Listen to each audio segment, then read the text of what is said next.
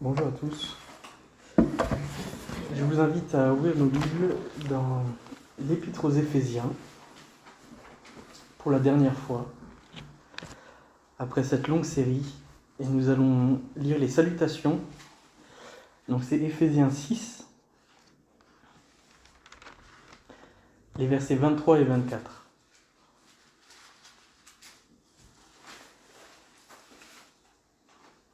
Que la paix et l'amour avec la foi soient donnés aux frères et sœurs de la part de Dieu le Père et du Seigneur Jésus-Christ. Que la grâce soit avec tous ceux qui aiment notre Seigneur Jésus-Christ d'un amour que rien ne peut corrompre. Amen. Donc nous allons aujourd'hui conclure cette longue série d'Éphésiens. Et avant d'aborder ces mots des salutations, je voudrais faire une remarque personnelle. Je dois vous... Alors c'était très riche ce temps qu'on a passé dans Éphésiens avec les autres prédicateurs. On a constaté combien cette épître nous avait édifiés. Et à titre personnel, je dois vous avouer que ce parcours dans Éphésiens et ce travail aussi qu'on a fait ensemble, c'était l'une des plus belles choses que j'ai vécues en Église de ma vie. Alors ceux qui ont des cheveux blancs vont me dire que je suis jeune. Je n'ai pas encore tout vécu, mais je pense que c'était quelque chose d'exceptionnel qu'on a vécu. Et je voudrais vraiment vous inviter à garder toutes ces choses en mémoire et surtout à se projeter dans notre vie d'église pour les temps à venir en nous référant à tout ce qu'on a vu. Toute la grâce, la majesté qui sort de cette épître et la grandeur du plan de Dieu pour son Église. Je pense vraiment que c'est une épître qui peut marquer notre communauté pour les temps à venir et donner une ligne directive.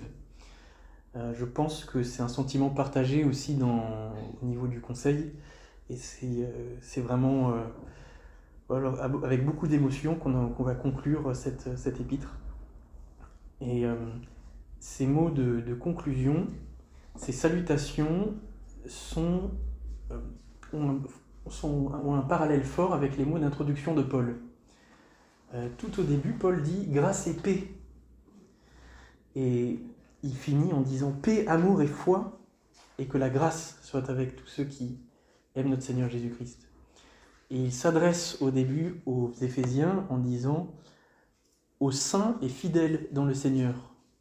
Il conclut en disant « ceux qui aiment notre Seigneur Jésus-Christ d'un amour que rien ne peut corrompre ». Et donc, un grand nombre d'exégètes disent que Paul a choisi les mots, les salutations de cette épître pour rester dans le thème en fait, du reste de ce qu'il a enseigné.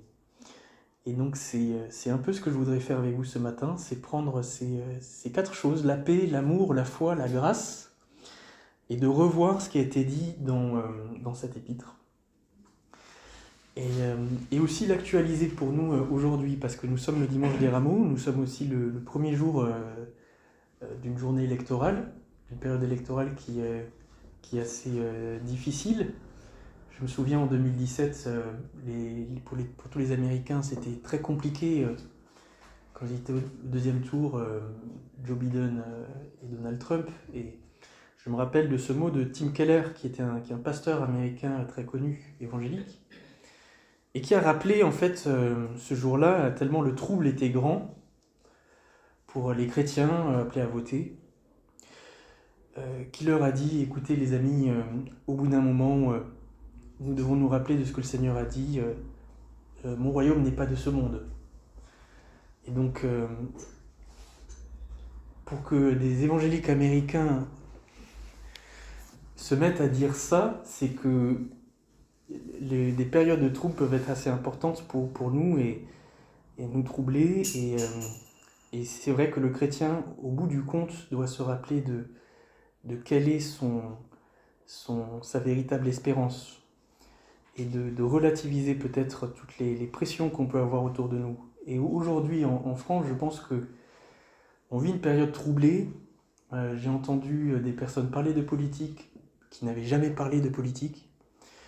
Il y a les personnes les plus modérées prônent une modération radicale.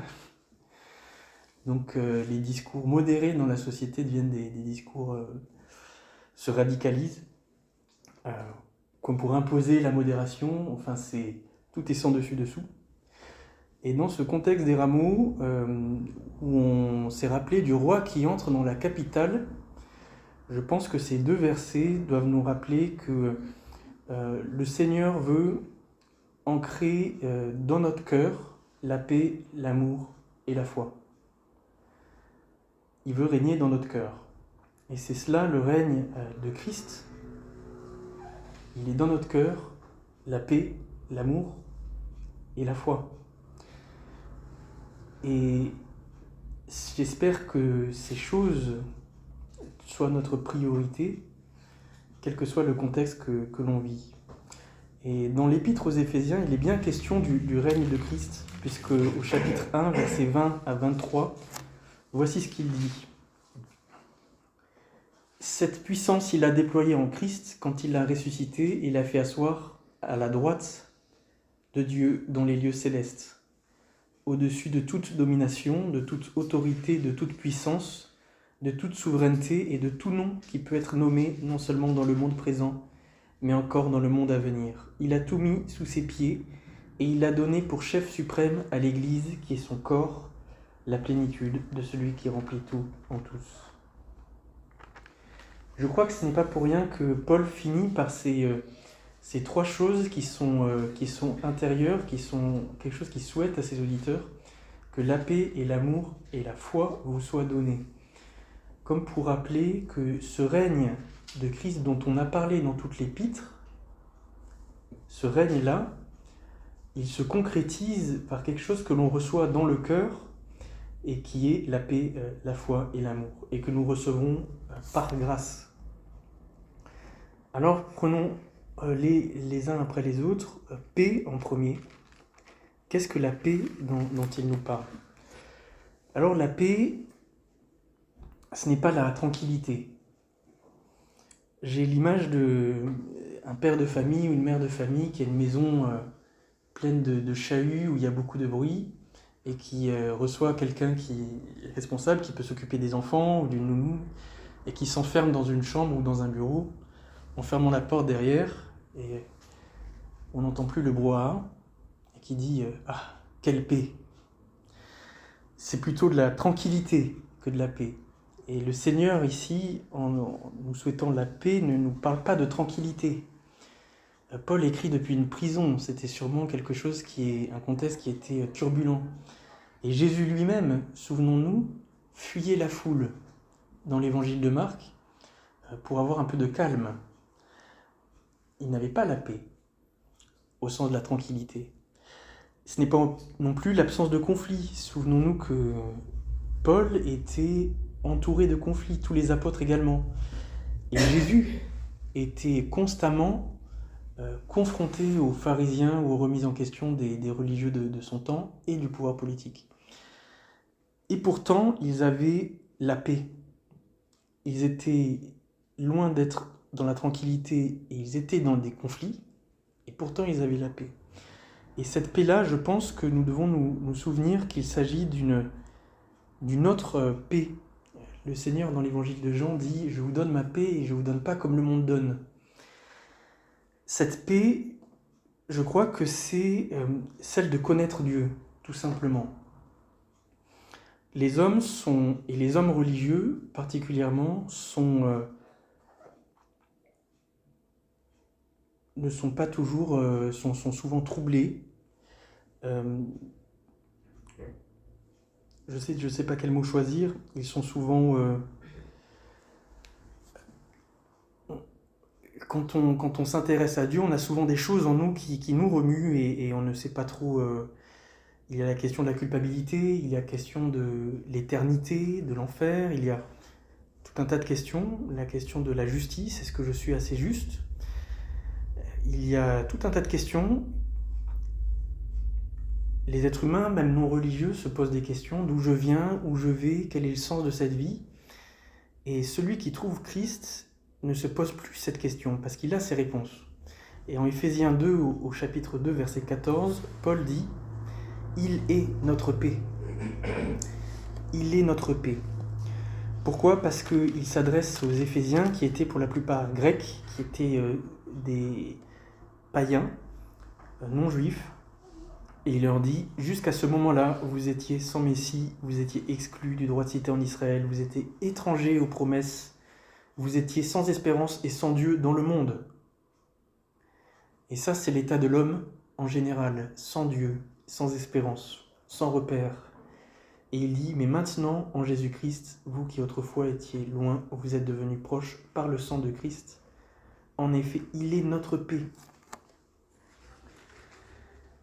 Il a réconcilié ces deux groupes avec Dieu, l'un et l'autre avec Dieu, en les réunissant dans un seul corps, verset 16, chapitre 2.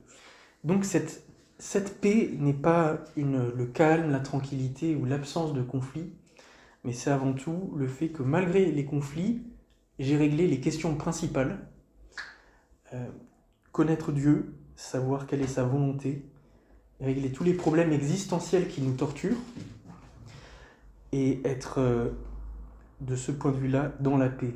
Et quand on a réglé ces questions-là et que Jésus-Christ est notre roc, on peut traverser les périodes de conflit, de maladie, les périodes difficiles sur le plan logistique, quand on n'a pas de tranquillité, qu'on n'a pas de liberté, avec beaucoup plus d'aplomb. En tout cas, on a réglé les questions intérieures pour gérer les questions extérieures. Christ est notre paix. Ensuite, il parle de l'amour. Que l'amour soit donné. Et l'amour, c'est un mot que j'utilise rarement dans le langage quotidien parce que ça fait un peu niais de dire le mot amour. Le mot lui-même fait un peu mièvre. Et c'est un mot un peu galvaudé. Mais je pense que c'est intéressant pour nous de nous rappeler que dans l'Épître aux Éphésiens, l'amour ne décrit pas un sentiment ou une passion. Des passions. Et c'est intéressant aussi de nous rappeler que dès les premiers versets d'Éphésiens, on parle de l'amour. Souvenez-vous que, par exemple, dans l'Épître aux Romains, qui est aussi une épître très systématique, on n'aborde pas le thème de l'amour avant le chapitre 4, je crois. La fin du chapitre 3. Donc on n'en parle pas en premier lieu. Mais ici, dans Éphésiens, dès le verset 4, on parle d'amour. Et il parle d'amour dans le cadre de la prédestination. Donc je vous lis le verset. « En lui, Dieu nous a choisis avant la création du monde pour que nous soyons saints et sans défaut devant lui. Dans son amour, il nous a prédestinés à être ses enfants adoptifs par Jésus-Christ. C'est ce qu'il a voulu dans sa bienveillance, pour que nous célébrions la gloire de sa grâce dont il nous a comblés dans le bien-aimé. » Dès le début, Paul parle de l'amour, pas de l'amour des hommes, mais de l'amour de Dieu. Et cet amour, ce n'est pas un sentiment, ce n'est pas une passion, c'est une décision que Dieu avait ancrée avant notre création, une décision de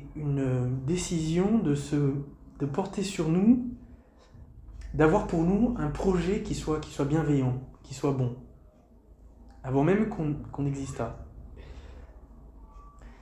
Et j'ai une image en tête, parce que c'est un peu difficile à concevoir, mais beaucoup d'entre vous ont des enfants, d'autres n'en ont pas. Mais quand on pense aux enfants, on peut déjà avoir de l'amour pour ses enfants avant d'en avoir. On peut se dire je veux donner telle bonne chose à mes enfants. Souvenez-vous que Jésus prenait cet exemple-là aux Juifs. Il leur disait si vous qui êtes bons, vous donnez des bonnes choses à vos fils, combien Dieu vous donnera l'Esprit Saint. Donc on peut concevoir qu'on peut avoir un projet bon, bienveillant pour des personnes avant même qu'elles n'existent.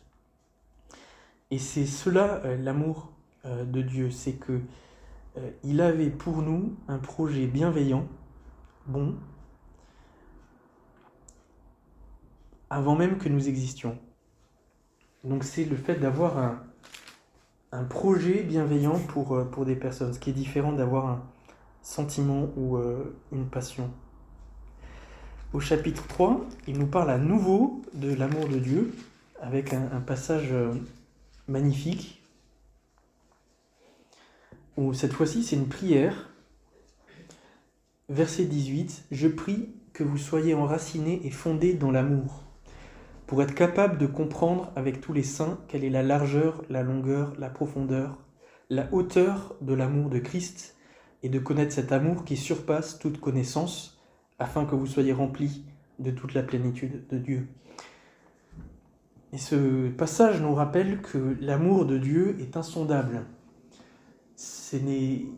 Qu'est-ce que ça veut dire pour nous quand Paul dit que l'amour vous soit donné? S'il parle d'un sentiment, d'avoir des bons sentiments envers les gens, c'est un souhait tout humain, mais qu'est-ce que ça voudrait dire que Paul souhaite que cet amour dont la largeur, la longueur, la profondeur, la hauteur est insondable, nous soit donné? Je prie pour que vous soyez enracinés et fondés dans l'amour, verset 17. Et qu'est-ce que cela veut dire si au verset 1, il nous dit que cet amour consiste à avoir un projet bon, bienveillant pour les autres, pour son prochain? Et c'est quelque chose qu'on ne peut pas vraiment... faut se méfier des apparences. Quelqu'un peut dire je n'ai pas vraiment d'amour pour mon prochain, mais si on s'attend à un sentiment, je pense que c'est normal, parce que on ne peut pas être pris d'émotions tous les jours de manière constante, mais d'avoir un regard bienveillant et une volonté bonne pour les autres personnes, vouloir le bien des autres. Ça, peut-être qu'on l'a sans s'en rendre compte, sans le savoir. En tout cas, c'est ce que la parole nous souhaite d'avoir. La paix avec Dieu, l'amour de Dieu, et la foi. Alors encore un détail, il y a sur la question de la doctrine de l'élection qui est très problématique, conflictuelle. On en avait déjà parlé quand on avait étudié le chapitre 1. Quand les réformateurs parlaient de l'élection, pour eux c'était un sujet très important, parce qu'ils estimaient que c'était l'élection, cette doctrine-là, qui exprimait l'aspect infini de l'amour de Dieu.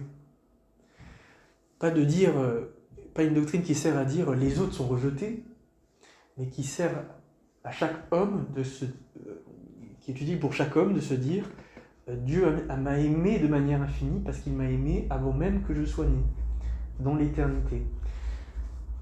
Et donc, traditionnellement, on utilise ce passage-là du chapitre 3, la longueur, la hauteur, la profondeur de l'amour, comme étant la compréhension de notre élection, la foi dans notre élection, que Dieu nous a aimés, avant même qu'on ait pu faire ni mal ni bien.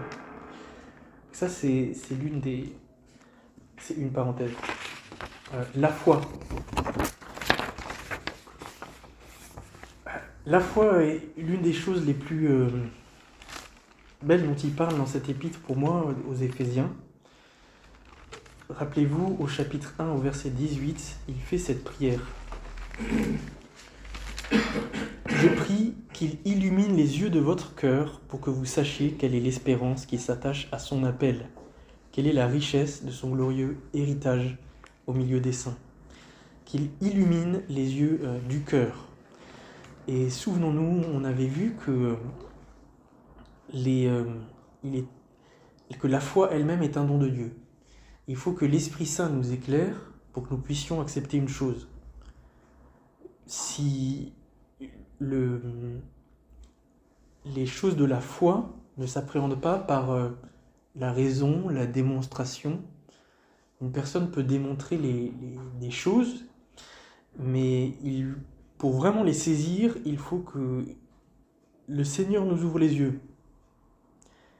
Je prie qu'il illumine les yeux de votre cœur.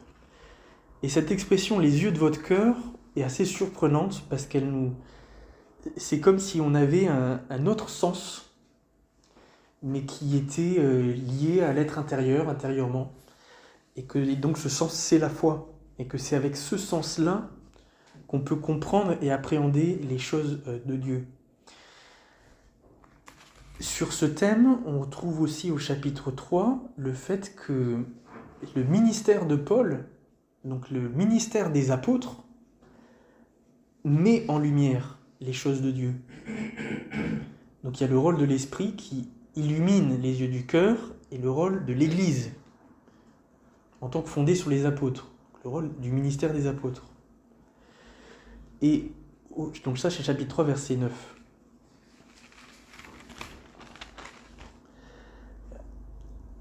Moi qui suis le plus petit de tous les saints, j'ai reçu la grâce d'annoncer et de mettre en lumière comment se réalise le mystère caché de toute éternité en Dieu. Paul avait aussi cet appel à mettre en lumière, et donc les apôtres travaillaient conjointement avec l'Esprit Saint. Et au versets 14 et 16 du chapitre 3, dans le passage qu'on a lu tout à l'heure sur l'amour, il fait à nouveau cette prière. Je prie qu'il vous donne, conformément à la richesse de sa gloire, d'être puissamment fortifié par son esprit dans votre être intérieur, de sorte que le Christ habite dans votre cœur par la foi. Alors là, on voit dans cette épître aux Éphésiens que le thème de la foi est traité, le rôle de l'esprit qui illumine l'intelligence, la foi, le rôle de l'Église, des apôtres, et donc de la parole de Dieu, le rôle de l'Esprit conjoint au rôle du Christ dans le fait de nous fortifier, de nous enraciner, parce que par la foi, le Christ habite dans le cœur. Là, on a un développement complet de la foi juste dans l'épître aux Éphésiens. C'est quelque chose d'extraordinaire. Et ce verset-là, que le Christ habite dans votre cœur par la foi. La connaissance des choses de Dieu nous est permise par la foi parce que le Christ habite dans nos cœurs par ce moyen-là, par la foi. C'est par la foi qu'il vient habiter dans notre cœur, par l'Esprit Saint, diront d'autres textes de la Bible. Et c'est ce qui nous permet de connaître intérieurement, d'avoir en nous, à l'intérieur de nous, cette connaissance de Dieu, qui n'est plus à l'extérieur, mais au-dedans de nous. Voilà ce que fait la foi, qui est quelque chose d'extraordinaire, qui n'est pas juste croire en quelque chose, mais qui va au-delà. C'est un sens qui s'ouvre, qui s'éclaire sur des choses de Dieu, qui ne sont pas intelligibles. C'est quelque chose, un mystère qui est mis en lumière par l'Église tout au long de l'histoire. Et c'est une connaissance intérieure qui nous est donnée en même temps à chacun. Alors voilà ces trois choses. Pas l'espérance, la paix, de connaître Dieu, l'amour qui est un projet bienveillant pour les autres, et la foi qui est cette connaissance, qui permet cette connaissance des choses de Dieu. Et ces trois choses nous sont données de la part de Dieu le Père et du Seigneur Jésus-Christ, comme dit le verset 23. Ce n'est pas juste le don du Père, ce n'est pas juste le don du Fils, c'est le Père et le Fils, ensemble, nous donnent ces choses. Verset 24, que la grâce soit avec tous ceux qui aiment notre Seigneur Jésus-Christ. Si c'est donné par le Père et par le Fils, c'est une grâce, c'est un don de Dieu. Et rappelez-vous qu'au chapitre 2, versets 8 et 9, il nous est dit le salut ne vient pas de vous, c'est un don de Dieu. Ça vous est donné par grâce, afin que personne ne se glorifie. Et au verset 10, juste après, du chapitre 2, il ajoute, pour que nous comprenions bien que tout est vraiment grâce, c'est lui qui nous a fait. Il dit, en réalité, c'est même lui qui nous a fait. Tout est grâce. Alors, ces trois choses, la paix, l'amour et la foi, le fait qu'il nous qu'il souhaite que ça nous soit donné de la part de Dieu le Père et du Seigneur Jésus-Christ, ça nous rappelle que ce sont des choses qui ne sont pas en nous, naturellement. Ces choses ne sont pas en nous. Quand je me lève le matin, je ne suis pas source de paix, d'amour et de foi pour mon prochain, ni pour moi-même. J'ai besoin que ces choses me soient données de Dieu et du Seigneur Jésus-Christ, et sans ça, je ne peux pas les avoir. La paix est établie par Christ, par la croix, c'est établi pour toujours. La foi nous est donnée par l'Esprit Saint qui est scellé en nous, l'amour également, mais nous devons rester en communion avec le Père et avec le Fils pour les recevoir quotidiennement, car c'est eux qui sont la source. Nous ne les avons pas en nous. C'est une grâce qui doit être renouvelée. C'est pourquoi il répète, verset 24, que la grâce soit avec tous ceux qui aiment notre Seigneur Jésus-Christ. Et que la grâce soit avec nous. Ça doit être notre souhait chaque matin de se dire, de vouloir que la grâce de Dieu soit sur nous et avec nous. Au chapitre 6, quand il aborde le combat spirituel, il nous rappelle « Fortifiez-vous dans le Seigneur et dans sa force toute puissante ». Et après, il parle de la prière. Et on voit dans ce chapitre 6, on l'a vu dans les groupes de quartier, que on est appelé à, en tout temps, venir prier et à se maintenir dans la présence de Dieu par la prière. Alors, qu'est-ce que cet amour qui ne peut se corrompre? On ne sait pas s'il s'agit du mot altérer ou corrompre. Altérer dans le sens que ça pourrait diminuer dans le temps, baisser en intensité, ou corrompre dans le sens que dans sa nature, il pourrait changer. J'opte plutôt pour l'option de corrompre, parce que je crois que cet amour, si on pense que c'est un amour qui est inaltérable, donc que la phrase c'est que la grâce soit avec tous ceux qui aiment notre Seigneur Jésus-Christ, d'un amour que rien ne peut altérer. Ça voudrait dire que le fait que notre amour ne s'alterne pas soit la condition pour que la grâce de Dieu soit avec nous. Un peu comme si on devait rester fidèle dans notre amour pour recevoir la grâce. Je pense plutôt que Paul est en train de dire que l'amour que nous avons reçu de Dieu ne peut pas se corrompre. Que l'amour en Christ que nous avons est par nature incorruptible. Et qu'à nous qui avons reçu un amour incorruptible, il souhaite que la grâce soit avec nous, soit avec nous tous. Donc il y a ces deux... nous n'allons pas pouvoir obtenir la grâce de Dieu en se maintenant dans l'amour, en feignant un amour pour Christ, mais plutôt l'amour que Dieu a mis en nous pour Christ, en illuminant les yeux de notre foi, en le faisant résider dans notre cœur par la foi, etc. Cet amour-là ne peut pas se corrompre.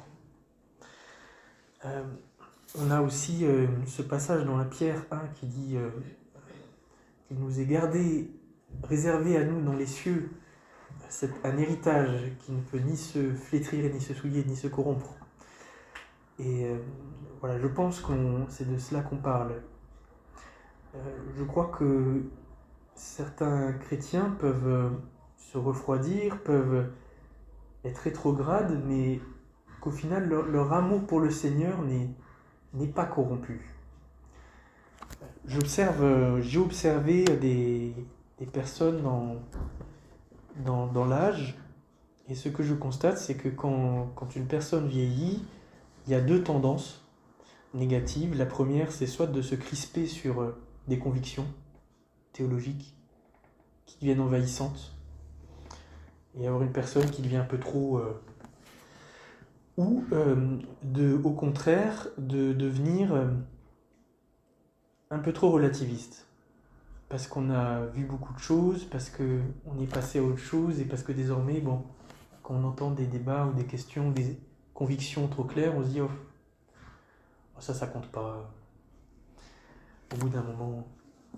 Donc, un peu la fatigue Mais la vérité compte dans la parole.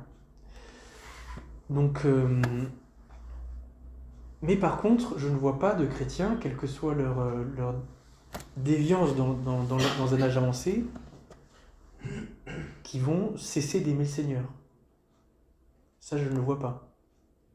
Je ne vois pas de chrétien qui dit Jésus-Christ, ça ne me parle pas. Non, j'ai jamais connu ça.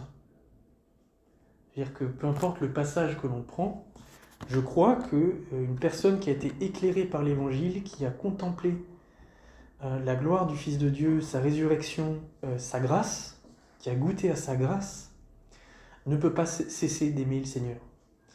Et je crois que même un chrétien rétrograde qui va retourner en arrière dans ses engagements, au fond, si on lui demande, il sait qui est l'auteur de son salut, il sait que Jésus-Christ est son Seigneur, et ça, il a été éclairé, je pense, une fois pour toutes. Et l'Épître aux Hébreux dit, il est impossible que ceux qui aient été éclairés une fois perdent en fait cette connaissance de Jésus-Christ, que c'est lui le seul salut. Par contre, quelqu'un peut être bloqué par la culpabilité ou les regrets, les remords ou le sentiment d'échec. Mais une personne qui a connu le Seigneur Jésus-Christ, qui a été éclairée par la grâce un jour, sait que la vérité, la grâce et le salut sont en lui. Donc je pense que cet amour ne peut pas se corrompre. Et par contre, on peut s'éloigner de la grâce, et là on nous dit que la grâce soit avec vous tous qui aimez notre Seigneur Jésus d'un amour que rien ne peut corrompre. C'est quelque chose qui n'est pas encore accompli, mais dans laquelle on peut se maintenir. Alors, voilà pour conclure, la paix, l'amour, la foi, qui nous sont donnés par grâce, et un amour éternel dans nos cœurs, désormais pour toujours, quoi qu'il arrive. Que la gloire soit rendue à Dieu notre Père, à son